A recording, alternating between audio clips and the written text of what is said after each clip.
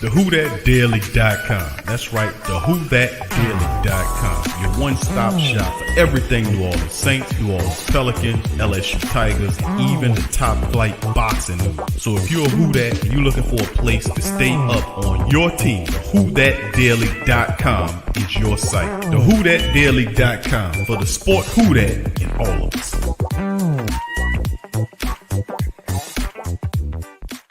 Go Tigers, go Tigers, go Tigers, go Tigers, go Tigers. Tiger Talk. Go Tigers, go Tigers, go Tigers, go Tigers, go Tigers. Tuff Tiger Talk. Go Tigers, go Tigers, go Tigers, go Tigers, go Tigers. Tuff Tiger Talk.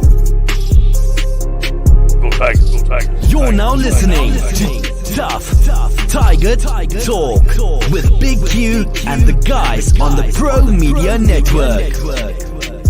Feel bad. Feel bad. Really don't.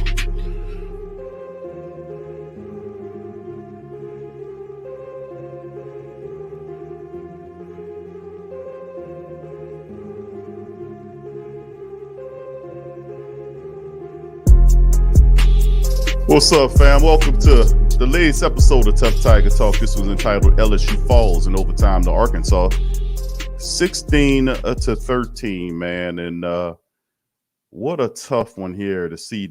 Thinking LSU was going to come away with the win. Ultimately, they didn't succumb. They allowed Arkansas to get back into the game late in the game. And, of course, in overtime, Arkansas was able to seal the deal with a free throw. A free throw, a field goal. I'm thinking basketball, watching the Pelicans play.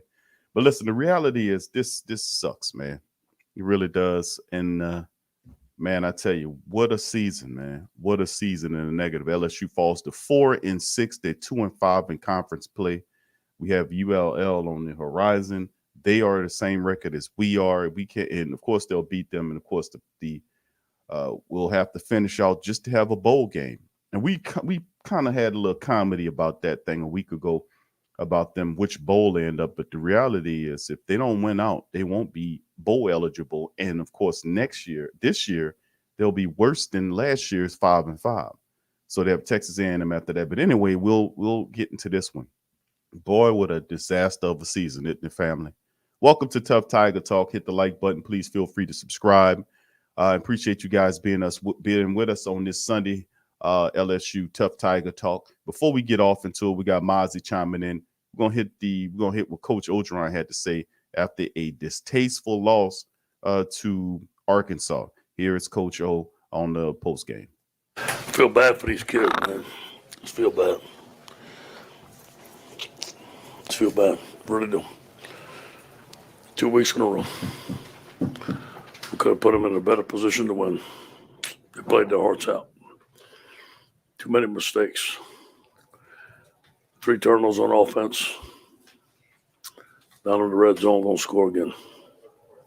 Any question?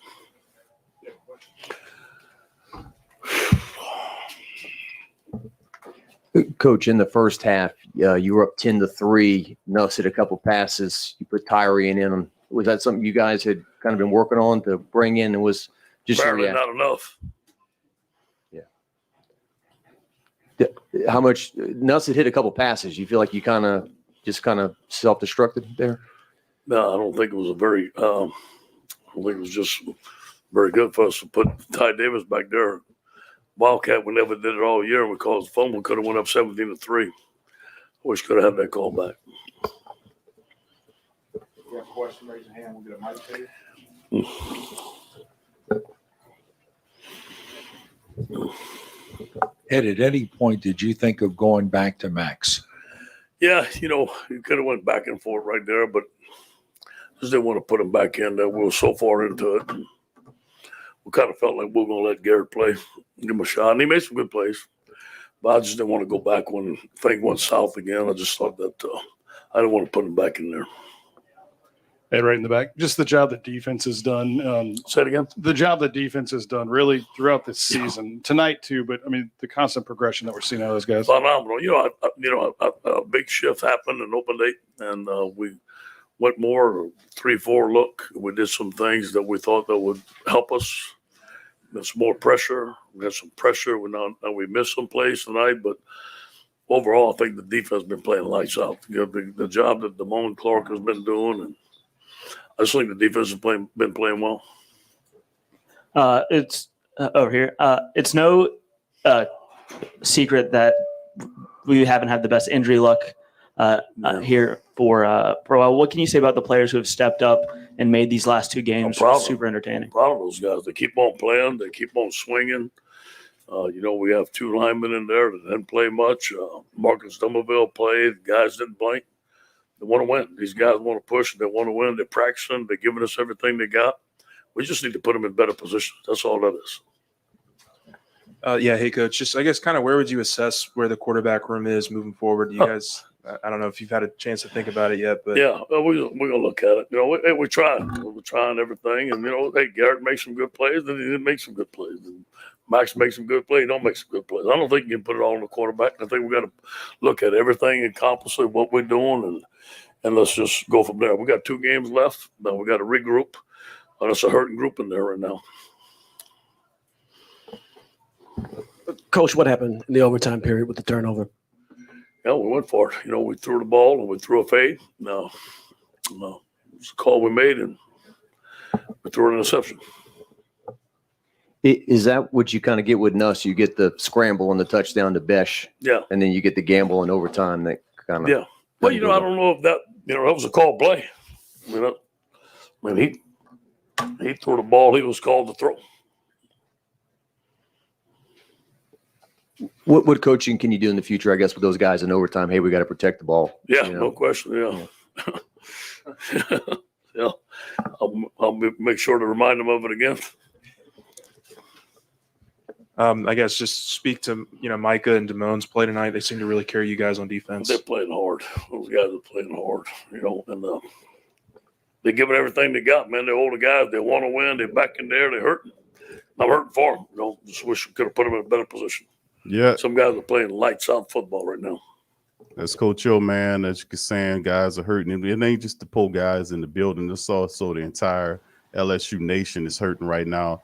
After watching what's going on with this squad, man, let me tell you something. It's tough to watch the Tigers play right now. Really is a lot of stuff going on. Coach O, like he talked about the gamble and overtime, just a lot of stuff. The decision to go with Nussmeier, which a lot of people like the decision, but a lot of people also feel that Max Johnson would have given him a good chance to win. And ultimately, it didn't go the way that we wanted to beat. We were in a position to beat Arkansas. And once again, like so many wins this season, we allow it to slip through the cracks. So with that being said, welcome in, family, to this episode of Tuff Tiger Talk. On the back of a loss, not too good.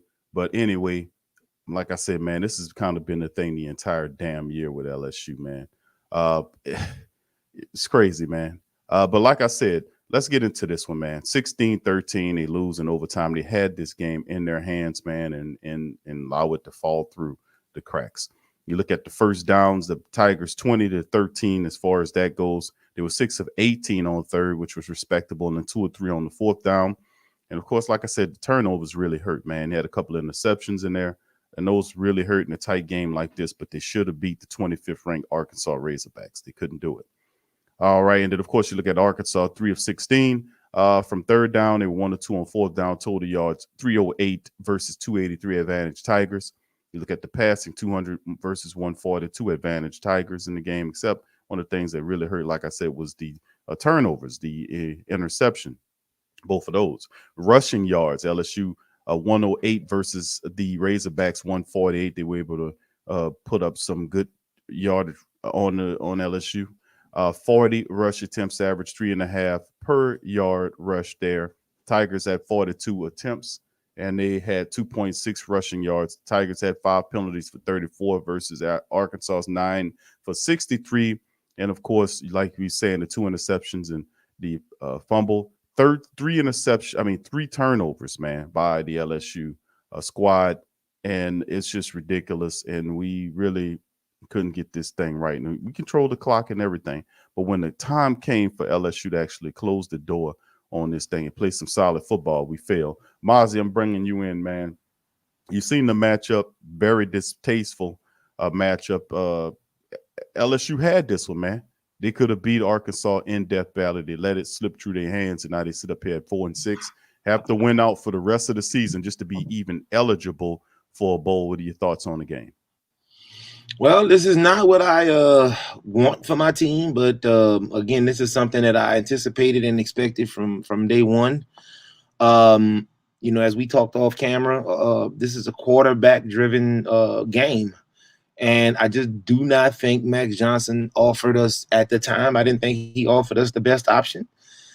Obviously, you know, hindsight, we see that, you know, he was not a great fit for this offense and for this team.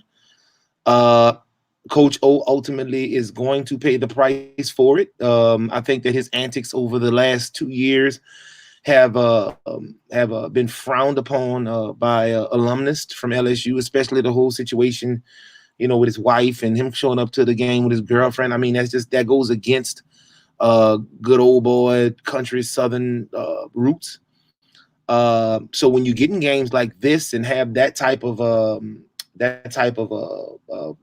energy surrounding you or shrouding your team, the coach is, you know, having some kind of midlife crisis. Now he's getting fired. All you can think about is the fact that you committed and recruited to this program that doesn't seem to have all of these things together.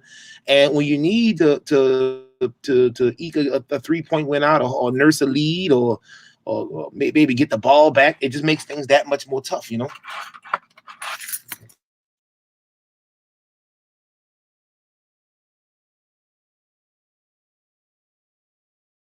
He went with Coach. I mean, Coach O went with Nussmeier in the game, which is an interesting choice. But you know, to kind of spark LSU's offense, and with Mac Johnson looked pretty predictable. But it's not just Max Johnson; it was the play caller. So if you have to put it on the offensive coordinator, Jake Peets, these guys have no imagination. He's supposed to be the Padawans or the underlings or the understudies of Joe Brady. And then yet all you see is what you see with this crap here, man. I mean, this. Well, can I let me just shade this light on the Q. I'm a fairly big sexy guy, right? But let me ask you a question. If you coached the basketball team and I was on your basketball team, how many plays would you actually put in for me to get your backdoor lob and a dunk? You see? So I say that to say, you know, as dynamic, athletically big, and sexy as I am, you probably wouldn't have many live plays in the playbook for me. So, you know, the offensive coordinator can only call a game to the level of his, you know, the level of his team, his players. And you know, Nussmeier, he hadn't played all season long. Obviously, you know, Max Johnson just, you know, wasn't that guy. We haven't been able to establish the run game. We haven't had great protection for the quarterback. We don't have blazing receivers on the outside. So everything that we got spoiled with, you know, 2018, 2019, especially 2019, because we saw remnants of it going into 2019, but we saw the whole sheboing in 2019, and we got spoiled to that. Now you wanted to call exotic plays for, you know, people that should be starting for Rummel, you know? So I just don't see it, bro. I'm not asking exotic plays. I'm saying just running a standard pro offense with some play action in it. Run the ball, establish the play action, be able to take shots down the field. But not every time out you go to the same play, which is the fake to the running back and throw it, or the throw, the pretend throw while the running back hits you with the dive up the center and they run into the right or left. That is not imaginative. That is, we're supposed to have the underlings of Joe Brady here to run this wide open offense, and yet I've seen nothing but predictability from them, and that simply is not going to work. I mean, so it's right. So it's to me it's ridiculous, man, to be honest with you. But so I guess the question I'm asking is, if you were an Army general, right, and you had a battalion of blind snipers, how would you run that? Blind snipers. I mean, that's pretty much what we got. We got talentless quarterbacks. I mean, I wouldn't say they talentless. A blind sniper, like he's relying on his like vision, I guess, or whatever. You know, he was looking. Coach O made a lot of questionable calls, though, Mozzie. He did. He does, but Now, again, and you why? can't put it totally on the quarterbacks. Even he said that they had enough of the running attack, and they turned the ball over. You have to be able to, like he said himself, and he was telling the truth, is that you got to be able to put the players in a position to win. LSU had this game. They had it. They fumbled and turned this game over to the Arkansas Razorbacks, but Razorbacks, they were held down. They were in well enough shape we could beat the 25th ranked Arkansas Razorbacks. That would have helped put LSU on the correct footing. That 25th ranking, came with some really tough games. So, like, let's not discount Arkansas's record. And we're not. But they played LSU, suppressed them enough where they could have beaten this team. Arkansas, for the most part, was held down. I mean, they had, like we're looking at the statistics right here. KJ Jefferson, 18 to 25 for 142, 1 touchdown with a QBR rating of 41.1. He wasn't all that excellent in the matchup. They did combine as a unit to help run a rushing attack, but LSU did enough to keep the game closer enough for LSU to be able to win the game, for the offense to be able to score, to keep the game in the regulation. It shouldn't have never went into overtime. LSU should have won this game during the regulation. They were in position, and they just simply could not do it. So, for whatever reason, you want to say the quarterbacks or what have you, but they did enough to win this game, just like in games past against Alabama last week when they had an opportunity to beat Alabama. The defense suppressed the offense of Alabama, and they had plenty of opportunities, especially on the back end of the game. They had 2 opportunities to win the game. They simply are offensively challenged. They're not imaginative with Pete's and Mangas doing the same bullshit play, the fake throw and run up the center or left, right. I mean, this is totally ridiculous. Is predictable, and people can catch on to this shit. And the only people you're going to beat is teams like we'll be about to play next week in ULL, who has the same record of LSU. So, I mean, it's just what it is. But let's go into the individuals and look at it. Nussmeier was 18 to 31 for 179. He had a score, but also 2 interceptions. His QBR was 27.0. Max Johnson, 3 of 6 for 21 for 37.2. And, of course, TD Price had 28 carries for 106 yards on a day. Very respectable performance. He carried the majority of the LSU rushing yardage. And, of course, you can look at the receivers. Beck had 4 catches for 66 yards and a really nice touchdown grab. Palmer got going. Trey Palmer had 6 catches for 45 yards.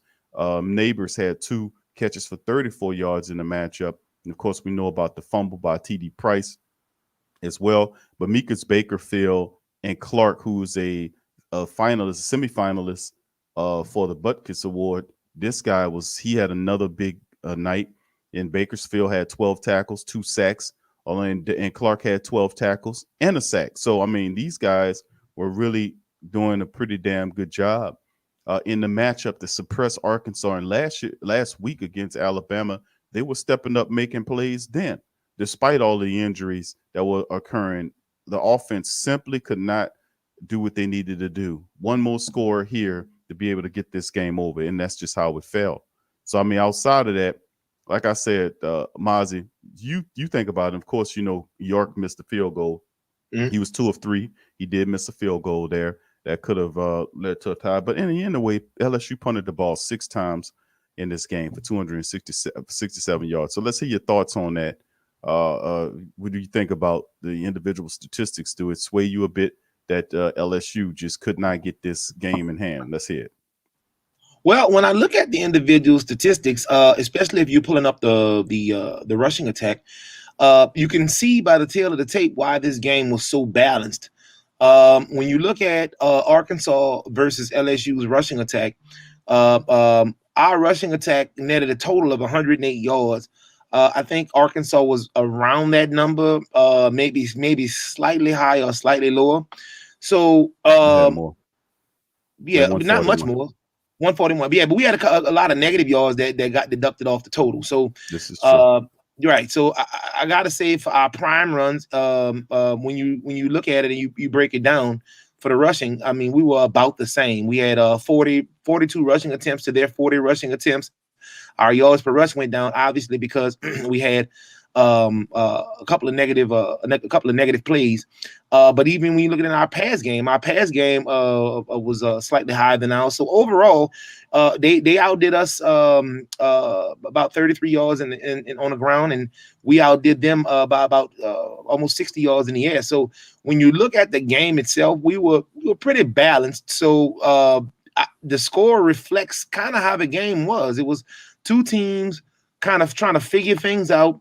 One team obviously has come a long ways as to where they were maybe a year ago. And obviously LSU went a long way in the opposite direction from where they were 2 years ago. But when you look at these two teams yesterday and take the individual statistics, you can see why the game was as close as it was, and it did come down to just who was going to make the last play and who was going to just bite down and just dig in and who wanted to win the game more. And that's when it comes down to I got a coach that's leaving out. I don't know what I'm uncertain what my collegiate career holds. Those things come into question when the team itself, starting with the head coach, and a new coach is coming in, he's going to clean house. So all of the coordinators, all of the special team coaches, all of the even the equipment and the training people, all of that might be out the door. So I'm sitting here, wait a minute, I signed up for 4 years of this. Oh my God, what am I going to do? So, those things kind of come into play when you got a team that's got a real evenly matched game, and somebody's got to kind of dig in and just want it more than the other guy. Okay, those games are won through pep talks for coaches and just trying to will and win the game, for the fan base or for the coaching staff or whatever. But when all of that's uncertain, you're going to get games like this where they're just not going to dig in at the right times, and they're going to make mistakes and just not be mentally in the game.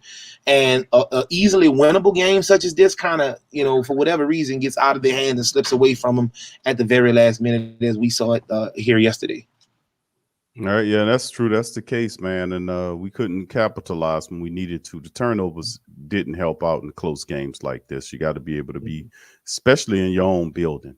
So, I mean, once again, there it is. LSU goes down 16-13 to a winnable game against Arkansas, just like it was against Alabama. So right now it doesn't look good. Let's move on to the next matchup. As you can see, ULM, the UL Monroe Warhawks at 4-6 travel to Death Valley to take on the 4-6 LSU Tigers in this game. And as you can see, Chandler Rogers, 103 out of 164 for 1259, 8 touchdowns, 3 interceptions on the year. Max Johnson, 181 to 302 for 2190, 22 touchdowns and 6 interceptions. Very respectable numbers. He could have added to that. I think we should have went with him yesterday. He gave us a better chance to win.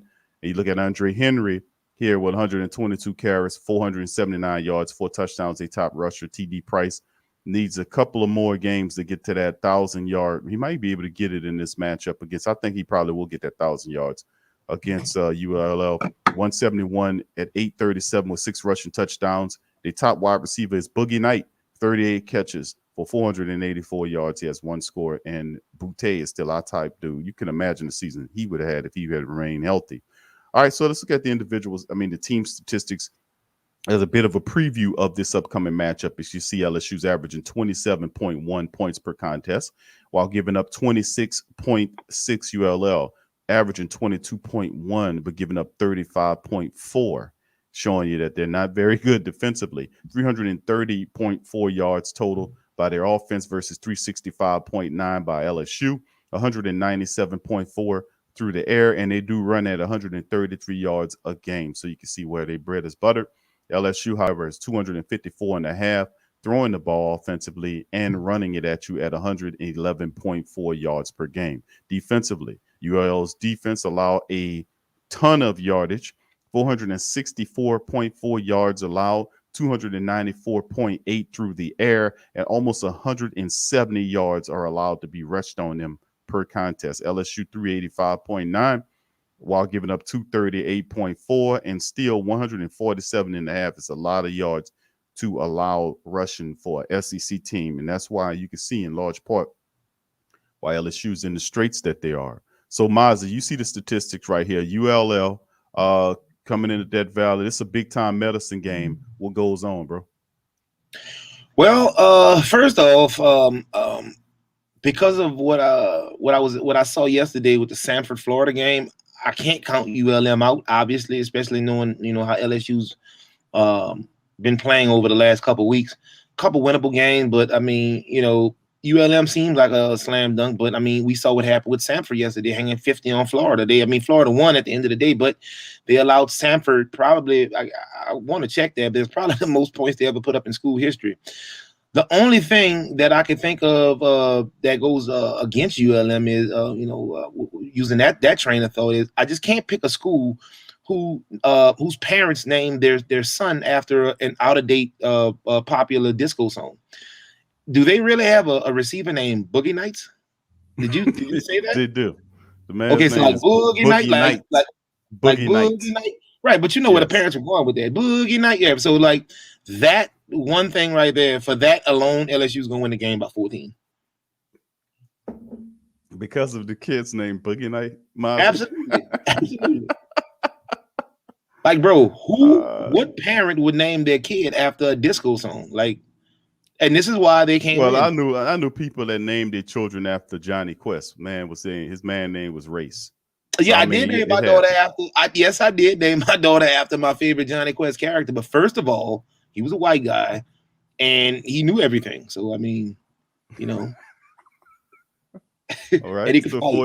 So by 14 alone, because of Boogie Night. Boogie Night, like you name your kid after a disco song, that's it. Like you're going down. All right, and okay, I got you on that. Now, as far as moving ahead, after that, do LSU make it back to 500? What you call No. They facing no bowl game. No, we're not getting to a bowl game. We facing an unbelievable A&M team. Although they did have their struggles last night. I mean, that does not take away who they've been and what they've done. For the last couple weeks, actually all season long, especially to pull out that win over Alabama. That was impressive because I didn't see anybody stopping Alabama. LSU definitely won't stop A&M. So I just don't see a scenario in which LSU goes to a bowl game. And where they go? They were going to the were they going to the Sinai Bowl? It was something. What was it? The drug trafficking bowl. What was it? I forgot what it was, but they might the manufacturing bowl or whatever. They should be able to beat. They should be able to take care of business against ULL. I mean, let's just be honest. It's ULM. Actually, you don't even know the people's name, but it's ULM. I mean, I get it. They like the same thing. Yeah, whatever. ULM. But I get it. They're the same thing. I mean, they name their kids after disco songs, whatever, bro. But I mean, this is why these people traditionally, and that's why I feel so bad. The exact same record. Right. They're the same record. They're still on a 3-game losing streak, and really LSU. This lifts up LSU and gets them ready for a final confrontation with Texas A&M on the back end of the season. So they can beat up on ULM. And then get ready for it. And if they can beat them and win out 2 straight, they can finish that 6-6 and be eligible for a bowl. It won't be much of anything. They'll be wishing to get a Chick-fil-A bowl at 6-6. Of course, they'll end up with probably something like the Independence Bowl or one of those type of bowls that play either in the middle of December to the early part of December, which is still bowl play. But at the end of the day, it is what it is, fam. LSU goes down 16-13 with this one. 2 games remaining in the season. Of course, ULL is up next, man. And boy, has it been a tough season for Tuff Tiger Talk. My goodness, this has been real tough to watch LSU play this year. But we've been in there hanging on, and so have you. So with that being said, that'll be the end of the show. I appreciate you guys for being here. Please feel free to hit the like button. Please feel free to share the show's link on your social media feed. Also, if you're not a member, subscribe, join the Tuff Tiger Talk platform, man, as we talk all things Tuff Tiger Talk. Yes, Mozzie was saying strictly because Boogie Night's name is there, we'll win by 14. Well, regardless or not, we need to beat ULM, excuse me. We need to beat the hell out of them, and maybe that'll give us some hope against Texas A&M, who it's going to be a difficult challenge. So with that being said, that'll be the end of the stream. I appreciate you guys being here. And let's keep it going, man. We almost at the end of the season. So much love to you guys. Appreciate you on Kamaz. Well, we at the end. We at the end. We've been at the end of the season since October. Not officially, my friend. Not the officially. Still got a few more games. You got a few more. Yeah, got a few more bullets to absorb, huh? Yeah, I got you. We'll beat ULM, and we should be able to go in. And I think we'll be focused and dialed in to be able to make it happen against Texas A&M. Because really, the thing is to finish out strong with the bowl. We can't finish out worse than what we were last year, and not even make a bowl. Old Ryan's got to do some real serious coaching over the next couple of games to at least get them to a bowl game. You know, to finish his history or his legacy at LSU. Boy. Anyway, that'll do it for the show. Much love, fam. We'll see you later, and go Tigers.